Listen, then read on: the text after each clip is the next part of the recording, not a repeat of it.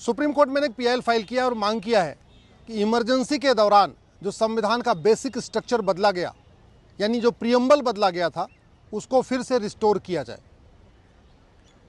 Emergency के दौरान जब सारे के सारे लीडर ऑफ अपोजिशन जेल में थे, हाई कोर्ट, सुप्रीम कोर्ट में पीआईएल फाइल करने का जो राइट था, फंडामेंटल राइट, वो भी छीन लिया गया था। पूरा देश एक तरीके से जेल बना हुआ था। लोकसभा का टेन्योर पूरा हो चुका था। इसके बावजूद जो एक्सटेंडेड टेन्योर था लोकसभा का, उसमें संविधान का बेसिक स्ट्रक्चर यानी संविधान की जो फाउंडेशन है, प्रीएम्बल में 2 शब्द जोड़े गए, सोशलिस्ट और सेकुलर, उसी को हमने सुप्रीम कोर्ट में चैलेंज किया है। और आज माननीय कोर्ट ने हमारी याचिका को, 2 और याचिकाएं जो चल रही हैं सुप्रीम कोर्ट में, एक विष्णु शंकर जैन जी ने फाइल किया हुआ और एक सुब्रह्मण्यम स्वामी जी ने फाइल किया है, उसके साथ जोड़ दिया है। हमारा ये कहना है कि ये जो शब्द सेकुलर जोड़ा गया है, इस पर संविधान सभा में 3 बार चर्चा हुई थी और तीनों बार इसको रिजेक्ट किया गया था। संविधान का प्रीएम्बल कोई एक दिन में नहीं बना था, बहुत लंबी चर्चा के बाद बना था। सबसे पहली बार संविधान के प्रीएम्बल पर 13 दिसंबर 1946 को चर्चा हुई थी। उसके बाद 22 जनवरी 1947 को फिर चर्चा हुई और संविधान का प्रीएम्बल को पास किया गया। 15 नवंबर 1948 को प्रोफेसर केटी शाह साहब ने एक अमेंडमेंट मूव किया और संविधान में सेकुलर जोड़ने के लिए कहा। उस अमेंडमेंट पे फिर पूरे दिन चर्चा हुई और प्रोफेसर केटी साहब का जो अमेंडमेंट था उसको रिजेक्ट कर दिया गया।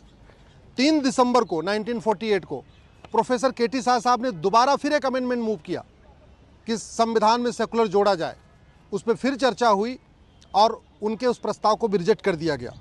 6 दिसंबर 1948 को फिर इस पर चर्चा हुई कि सेकुलर जुड़ना चाहिए कि नहीं जुड़ना चाहिए। पंडित लोकनाथ मिश्रा ने कहा था ये भारत की संस्कृति को बर्बाद कर देगा। एचवी कामत साहब ने कहा था कि ये हमारे लिए बिल्कुल ठीक नहीं है, विदेशी कॉन्सेप्ट है, ये भारत का कॉन्सेप्ट नहीं है, और फिर से उस प्रस्ताव को रिजेक्ट किया गया। 17 अक्टूबर 1949 को फिर प्रीएम्बल के ऊपर चर्चा हुई और फाइनली प्रीएम्बल अडॉप्ट किया गया। 26 नवंबर 1949 को संविधान ने हमारा संविधान एक्सेप्ट किया और प्रीएम्बल पे जो डेट पड़ी हुई है वो 26 नवंबर 1949 की पड़ी हुई है।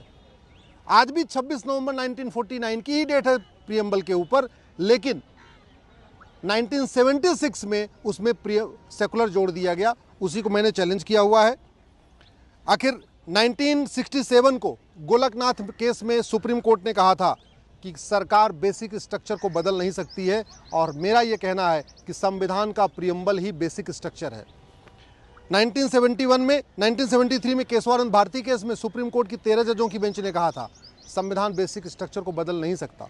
इसके बावजूद फिर से इमरजेंसी लगाई गई। इमरजेंसी के दौरान संविधान में प्रीएम्बल को बदला गया।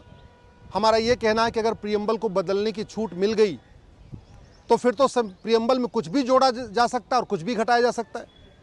फिर तो अगर जिसके पास 2/3 बहुमत होगा, कल को वो प्रीएम्बल से डेमोक्रेसी निकाल देगा।